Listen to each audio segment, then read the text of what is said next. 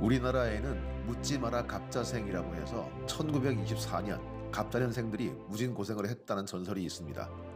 1929년생 프랑스 사람인 이분도 어려서 무지 고생했다고 들었습니다. 원체 가난한 살림이었고 전쟁의 포화를 직격으로 체험했거든요. 고향은 잔다르크의 전설로 유명한 오를레앙인데 교통의 요지여서 독일 나치의 점령하에 있었습니다. 교통의 요지이자 나치 점령지라면 연합국이 그냥 두었을 리 없죠. 엄청난 폭격을 받고 도시는 폐허가 됩니다. 신실한 가톨릭 집안에서 태어나 사제의 꿈을 키웠던 이분은 파리 외방전교회의 일원으로서 1954년 전쟁이 막 끝난 한국에 도착했습니다. 그때 그분은 오히려 한국이 낯익고 반가웠다고 합니다. 글자 그대로 폭격맞아 폐허가 된 마치 전쟁통의 오를레앙 같았기 때문이고 또 그런 곳에서 사명을 개척한다는 것의 의미가 컸기 때문입니다. 이분의 이름은 르네마리 알베르 듀퐁. 저 유명한 화학제품 회사 듀폰의 설립자와 성이 같네요. 한국 이름으로는 두봉이라고 불리게 된 이분은 대전에서 오래 사목하시다가 1969년 안동교구가 설립될 때 초대 교구장으로 부임하게 됩니다. 나이 40의 젊은 나이에 한국하고도 꼬장꼬장한 유림의 고장 안동교구장으로 말입니다. 하지만 착좌식에서 그는 유창한 한국말과 함께 논어를 인용한 강론으로 내빈으로 왔던 근엄한 유림 할아버지들의 입을 벌어지게 만듭니다. 이때만 해도 안동교구 인구 170만이었으니 작은 교구도 아니었습니다. 그런 교구장이라면 기쁘고 영광스러울 만도 했죠. 하지만 두봉 신부는 외국인 신부에게 무슨 교구장이냐면서 극구 사양했고 부임 이후에도 주교의 문장을 만들지 않았습니다. 나는 귀족도 아니고 권력의 상징은 필요 없다는 거였죠.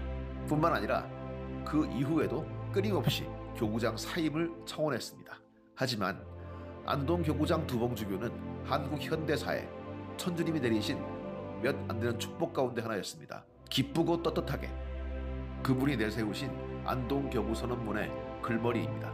두봉주교의 떳떳함이 빛을 발하게 된 계기는 유신 정권의 제약순주교에 대한 탄압이었습니다. 천주교 원주교구 제약순주교가 유신 정권에 체포되는 일이 벌어졌을 때 그는 이렇게 말하면서 제약순주교를 지지했습니다. 지주교님 사건은 한국 교회를 일깨워주는 계기가 되었다고 본다. 교회가 쇄신돼야 하고 사회 안에서 빛의 역할을 해야 되겠다는 것을 우리 많은 이가 절감하게 됐다. 1년 전만 해도 한국의 사제들이 사회의 정의를 구현하기 위해 나서리라는 것은 상상도 못했던 것이다. 현 시국에 관련된 운동에만 국한돼서도 안 되고 앞으로도 꾸준히 오래 지속돼야 할 것이며 우리 주변의 모든 분야에 적용돼야 할 것이다. 모든 분야에서 두봉주교는 독재 정권의 눈의 가시가 되어갔습니다.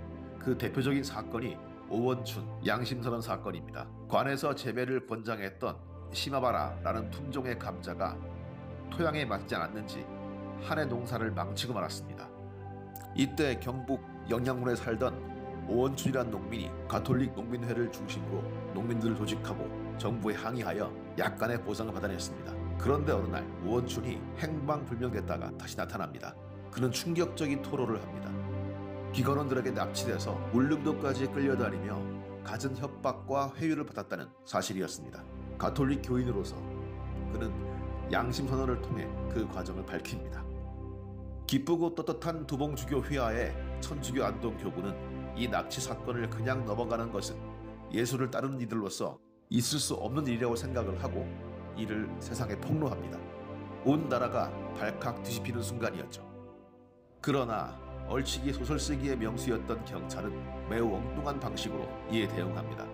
현장 검증을 이유로 오원춘을 유인해 빼돌리더니 그를 매우 쳐서 증언을 번복시킨 후 개인적으로 다닌 여행을 기관에 의한 납치극으로 허위 증언했다고 발표한 겁니다. 급기야 오원춘은 물론 안동교구의 신부까지도 긴급조치 위반으로 구속해버립니다. 안동은 이제 태풍의 눈이 됩니다. 안동 먹성동 성당에서 열린 기도회에는 김수환, 추기경 이하 수백 명이 참석했고 이들은 유신 철폐를 부르짖으며 가도 촛불 시위를 감행했습니다. 유신 정권에게 이 고약한 안동교구의 수장 두봉주교는 눈에 가시일 수밖에 없었습니다. 정권은 두봉주교에게 사실상의 추방령을 내립니다. 위기였습니다. 하지만 교황청은 한국 정부의 압박을 단호히 물리칩니다. 두봉주교가 추방된다면 다른 사람이 그 자리에 앉는 일은 없을 것이다. 그 후로도 두봉주교는 한국의 진보적 가톨릭의 상징 같은 존재였습니다. 김수환 추기경의 위협을 찬양하면서도 말년에 보수적 입장으로 돌아섰다는 견해에 대해 두봉주교는 이렇게 말씀하십니다. 사람이 나이가 들면 새로운 것을 받아들이기 어렵습니다. 나이가 들면 좀 보수적이 되고 나도 모르게 취하는 행동이 있는 것 같아요. 젊은 사람들 생각과는 좀 다를 수밖에 없죠. 몸이 말을 듣지 않으면 생각도 별로 깨이지 않는 법입니다. 짧게 말씀드리면 김수환 추기경 좀 늙어서 그래 이해해줘가 아닐까요? 무려 70년을 여기 살면서 두봉주교는 가난한 교회, 가난한 이들을 위해 애쓰는 교회, 그리고 기쁘고 떳떳하게 가난한 이들을 슬프게 만드는 환경과 손길에 맞서는 일에 게으르지 않았습니다. 그렇게 만드는 원동력으로 그분은 양심을 얘기하신 바 있습니다. 좋은 일을 해야 만족하고 행복해요. 그래서 누구든 행복할 수 있는 기준이 양심이에요. 그 양심의 소리, 그냥 그것을 기준으로 삼으면 행복의 길을 가는 거예요. 언젠가 교구 신도가 상담을 해왔다고 합니다. 애기 아빠가 대령 달고 싶어 하는데 그러려면 좀 돈을 줘야 된다고. 어떻게 하면 좋을까요? 그때 두봉 신부님은 이렇게 짧은 답장을 보냈다고 합니다. 애기 아빠가 승진 못한 거 축복이에요.